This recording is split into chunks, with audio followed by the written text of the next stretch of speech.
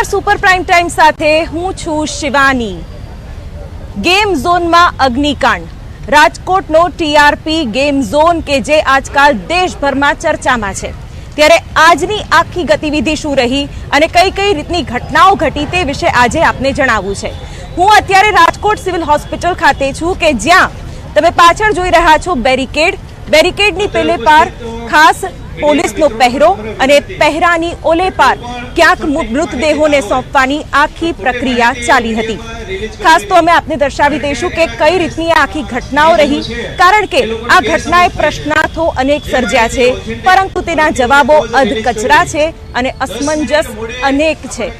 જે અસરગ્રસ્ત પરિવારો છે તે એકમાત્ર માંગ કરી રહ્યા છે કે આ ઘટનામાં ન્યાય ક્યારે।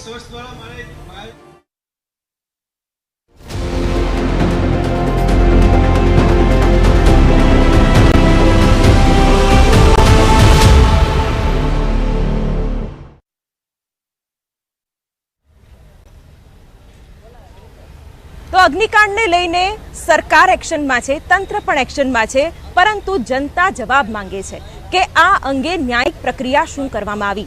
ત્યારે આજે સવારની શરૂઆત થઈ એ સમાચાર સાથે કે જ્યારે 6 અધિકારીઓને સસ્પેન્ડ કરવામાં આવ્યા જે આ આખી ઘટનામાં જવાબદાર છે, અને ત્યાર પછી સાંજે એક એવા સમાચાર આવ્યા કે જેના કારણે એક એવી રીતની એક મેસેજ ગયો કે અમે પણ અત્યારે પ્રક્રિયા કરી રહ્યા છે અને જવાબદારો સામે કાર્યવાહી થઈ રહી છે।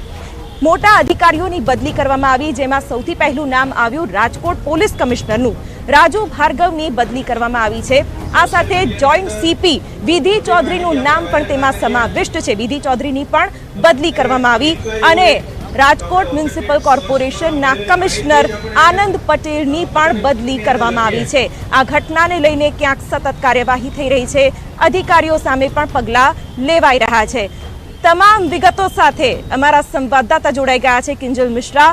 કિંજલ, ક્યાંક સરકાર પણ એક્શનમાં છે અને આ ઘટનામાં ક્યાંય પણ ઘટતું નહીં થાય તેવો એક મેસેજ સરકાર તરફથી આપવામાં આવ્યો છે અને જવાબદારો સામે તુરંત કાર્યવાહીથી લોકોને પણ ન્યાયની એક આશા બંધાઈ છે। કિંજલ,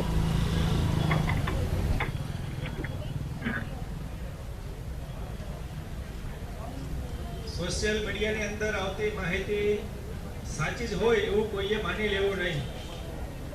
કોઈ પણ લાગે કે ભાઈ આ માહિતી સાચી છે કે ખોટી, તો મારો નંબર બધાને આપેલો છે, એ નંબર પર કોલ કરી અને વેરીફાઈ કરી શકીએ આપણે।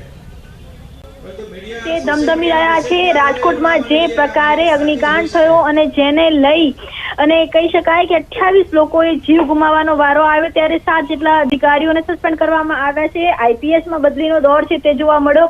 3 જેટલા જે ઉચ્ચ અધિકારીઓ હતા રાજકોટના, તેમની પણ બદલી કરવામાં આવી છે અને એવું માનવામાં પણ આવતું હતું કે જે આઈએસ અધિકારી છે તેમની પણ બદલી થશે। તો જે ડીપી દેસાઈ જે આઈએસ અધિકારી છે, જે ચીફ એક્ઝિક્યુટિવ ઓફિસર હતા અમદાવાદ અર્બન ઓથોરિટી એટલે કે ઓવડાની તેમની પાસે ચાર્જ છે, તેની સાથે additional charge Gandhinagar urban development authority નો છે, તેમને હવે ટ્રાન્સફર કરવામાં આવ્યા છે અને તેમને રાજકોટ મ્યુનિસિપલ કોર્પોરેશનની અંદર તેમને મ્યુનિસિપલ કમિશનર તરીકે તેમની નિયુક્તિ છે તે કરવામાં આવી છે। તે જ રીતે જો આનંદ પટેલની વાત કરવામાં આવે તો જે મ્યુનિસિપલ કોર્પોરેશન રાજકોટ હતા તેમની બદલી છે તે કરવામાં આવી છે અને તેમને જનરલ એડમિનિસ્ટ્રેટિવ ડિપાર્ટમેન્ટમાં ટ્રાન્સફર કરવામાં આવ્યા છે। ભવ્યા વ્યાસની જો વાત કરવામાં આવે કે જેની પાસે મિશન ડાયરેક્શન, તેની સાથે સ્વચ્છ ભારત મિશનનો જે ચાર્જ છે ગાંધીનગરમાં છે, તેમની પણ બદલી છે તે કરાઈ છે અને ડીપી દેસાઈ અમદાવાદથી તેમને ટ્રાન્સફર છે તે કરવામાં આવે છે। કહી શકાય કે બદલીનો દોર આઈએસ અને આઈપીએસમાં પણ જોવા મળે છે અને મહદઅંશે